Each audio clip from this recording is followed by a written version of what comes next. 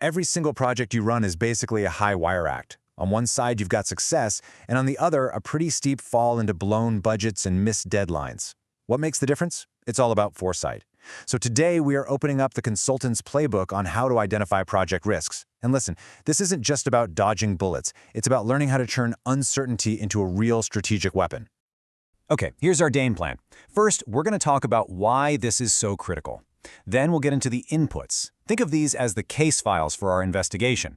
After that, we'll open up the detective's toolkit to gather clues, and then do a deep dive into data analysis to connect the dots. Finally, we'll cover the outputs, your final briefing, and talk about how to make this whole process actually stick. So, let's start with the big question. Why bother with all this formal process? Well, it's because every project is, by its very nature, a journey into the unknown.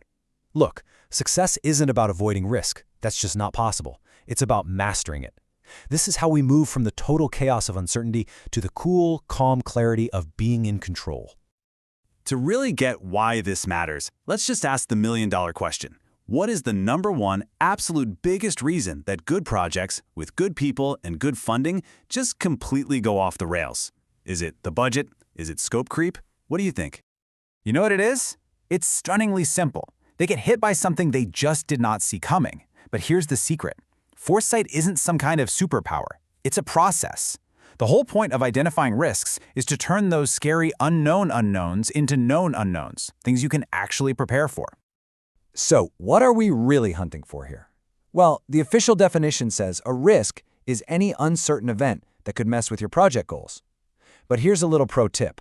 Pay very close attention to that phrase, positive or negative. See, most people only look for the bad stuff, the threats.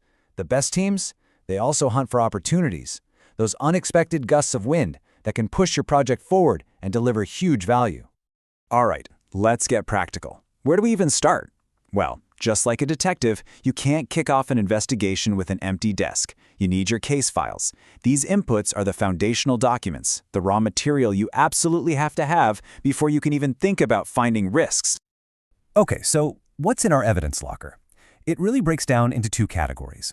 First, you've got your project-specific stuff, the management plan, your cost and schedule baselines, and super important docs like the assumption log. Then you've got the broader context. This includes contracts, of course, but also two powerful and frankly often ignored sources of intel we're about to dive into, EEFs and OPAs.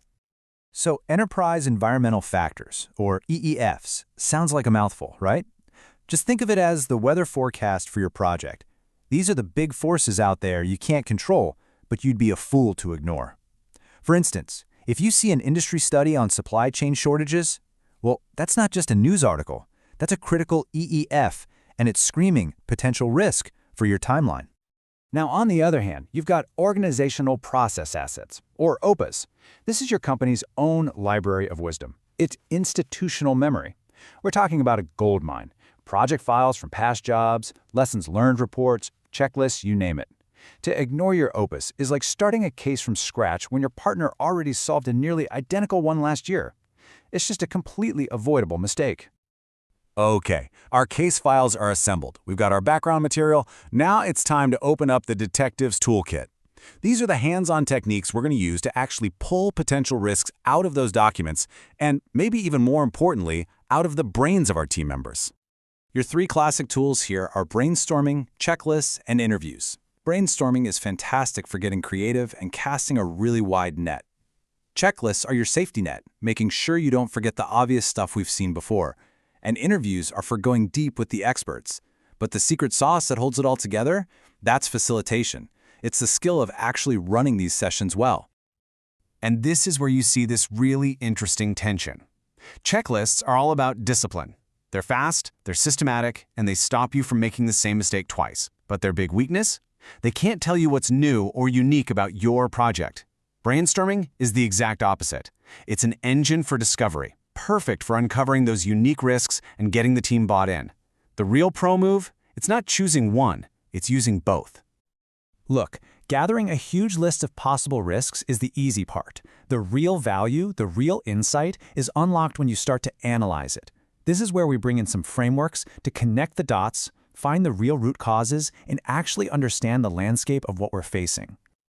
One of my favorite techniques here is root cause analysis. It's so powerful. Instead of just writing down a symptom, like the project might go over budget, you start digging. You ask why. Why might we go over budget? Well, material costs could go up. Okay, why? Because of supply chain issues. Why? Because we only have one supplier. And boom, there it is. The real risk isn't just over budget, it's our dependency on a single supplier and a shaky market. Now that's a risk you can actually do something about. And of course, there's the classic SWOT analysis. It's a powerhouse because it forces you to look at things from every angle, your internal strengths and weaknesses versus the external opportunities and threats. But here's where top consultants find the real gold. They start combining the quadrants. They ask, how can we use our team's strength to fight off this external threat? Or even better, what internal weakness is going to stop us from grabbing that huge opportunity? That's where you find the real game-changing risks. So, we've done all this detective work, all this analysis, and it's completely useless if it just lives in your head or on a whiteboard somewhere. The whole process has to lead to formal, documented outputs. This is your final briefing, where all that intelligence gets turned into something actionable. This process creates two main documents. No excuses, no exceptions. You need a risk register and you need a risk report. They sound similar, but they do very different and very important jobs. Let's break them down. The risk register is your tactical, line-by-line logbook. Every single risk we identify gets its own entry, an ID number, a clear description, who might own it, and maybe a first thought on how to handle it. And notice, we track both threats, we've marked this one T, and opportunities, marked with an O. This thing becomes a living, breathing document. It's the central nervous system for risk on your project. Now, if the register is the nitty-gritty logbook, the risk report is the high-level executive summary. It's for your stakeholders, for leadership. It doesn't just list risks, it tells a story. It answers the big questions like, where's most of our risk coming from? And what are the biggest things keeping us up at night on this project? It gives them the strategic overview they need to make the big calls. And that brings us to what might be the single most important point of this entire discussion. Identifying risks is not a task you do once and then check off a box. For this to actually work, it has to become a discipline. It has to be baked into the culture of your team. You know, this quote from the PMBOK guide just says it perfectly. The goal here isn't just to create a document, it's to create a feeling of ownership. Because when your whole team feels responsible for spotting and dealing with risks, you build this incredibly resilient, proactive culture that handles problems instead of a reactive one that's always just putting out fires. So here's the bottom line. This is not a one-and-done activity. It's iterative. It's a loop. The world changes, your project changes, and new risks are going to pop up as old ones disappear. Making it a formal step to revisit this process at every single project milestone, that's the only way you can be sure you're navigating with a map that's actually up to date. So I'll leave you with this one question to take back to your team. Thinking about everything we just talked about, your inputs, your tools, your team's blind spots, what invisible risk is hiding in your project right now, just waiting for its moment to show up?